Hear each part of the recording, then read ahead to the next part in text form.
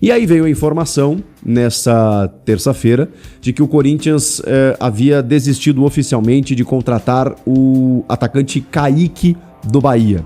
Eu trouxe aqui números do Kaique e eles realmente me impactaram negativamente, apesar de ser jovem. Ele já estava na sua segunda passagem pelo Bahia e tem um cartaz de ter sido negociado ao Grupo City por 10 milhões de euros, base do Fluminense, ter surgido muito bem. Eu falava para vocês duas coisas assim, com um viés negativo, mas, cara, o Corinthians estava contratando, a gente sabe que não está... estamos em épocas de vacas magras, então você tem que buscar o que o mercado te oferece. É a realidade do Corinthians hoje, né? Um jogador que vem por empréstimo, livre, que o clube opta por emprestar.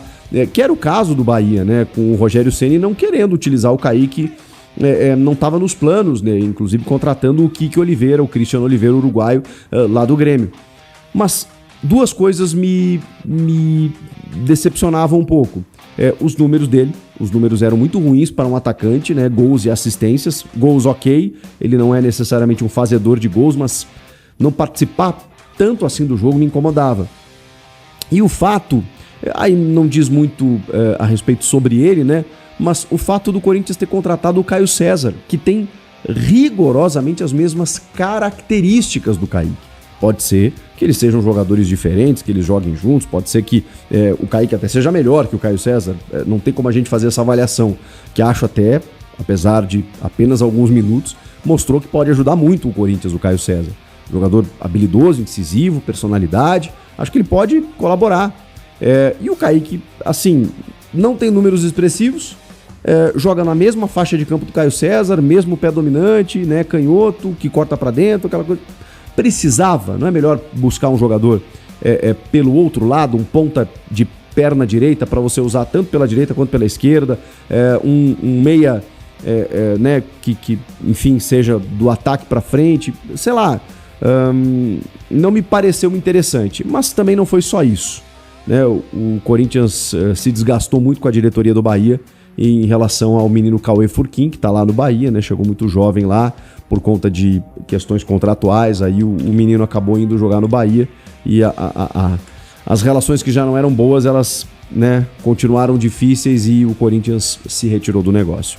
Acho que não perde, tipo assim, não é um negócio mal feito ou desfeito, melhor dizendo, que você pensa assim, caramba, poxa vida, esse negócio ia ajudar muito o Corinthians. Não é algo a se lamentar. Então, vida que segue.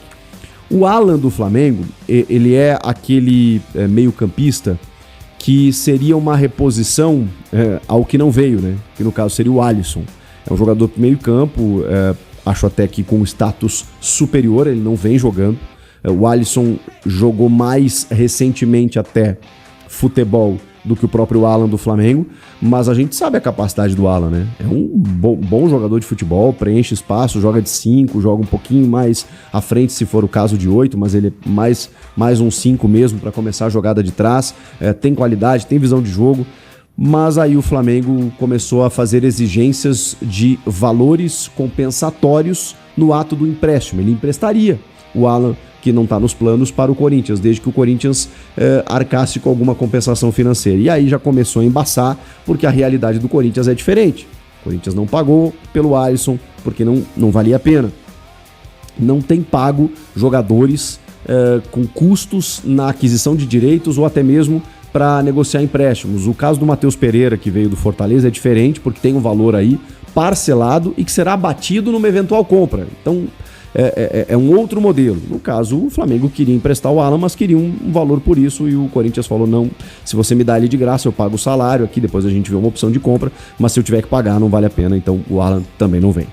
Agora, quem pode voltar, aí é a volta dos que foram e voltaram, é o Fabrizio Angileri, tem um nome de gangster italiano, né, bonito, Fabrizio Angileri, o lateral argentino que estava aqui, o contrato dele encerrou, e aí o staff do jogador pensou o seguinte, eu vou dar aquela valorizada no passe, né, porque ele foi campeão paulista, aquela coisa toda, veio livre de custos do Getafe, né, e então ele pode negociar, já que ele é um agente livre, luvas, né, bonificações, aquela coisa toda, e o Corinthians, no momento que está vivendo, olhou a realidade, olhou o que foi proposto, né, pelo staff do Angileri e falou assim: muito obrigado, a gente vai para o mercado, vamos buscar alguma outra alternativa, né? Valeu, a gente volta a conversar na sequência e obrigado, valeu, tudo certo. Não renovou o contrato encerrou dia 31 de dezembro, vida que segue para os dois lados. O Corinthians seguiu com o Matheus Bidu e Hugo e o Angileri seguiu em busca de uma proposta que o satisfizesse. E essa proposta não chegou. Ele chegou a negociar, que eu sei, com o Internacional. O Fabinho Soldado tá lá, né? Então o Angileri chegou a estar na mira do Inter, chegaram a conversar, mas, de novo, o staff do jogador colocou o preço lá em cima e não teve negócio, porque o Inter vive uma situação financeira não tão gritante quanto a do Corinthians, mas também, até pela proporção que é menor, né? Pela realidade que o Inter tem em relação ao Corinthians, de muita dificuldade, financeira inclusive. E aí não teve como pagar. O que aconteceu? Passou um tempo, alguns dias, algumas semanas e tal, o próprio Angileri falou assim: quer saber? Corinthians, vamos voltar a conversar aqui, quanto é que você pode me pagar? Vocês não estão precisando de um lateral aí? Pô, eu tô livre aqui, já conheço o elenco, já conheço o treinador e tal. E o negócio que era pra simplesmente, a partir de agora, né, começar a conversa, né, para retomar a negociação, o técnico Dorival Júnior confirmou que tá praticamente tudo encaminhado. Ele concedeu algumas entrevistas nessa noite, das que eu vi no Donos da Bola Rádio pro Craque Neto, lá na Rádio Bandeirantes, pro Rodrigo Vessone no Papo com Vessone lá no Portal Meu Timão. O Dorival concedeu essas entrevistas e acabou revelando algumas questões, né?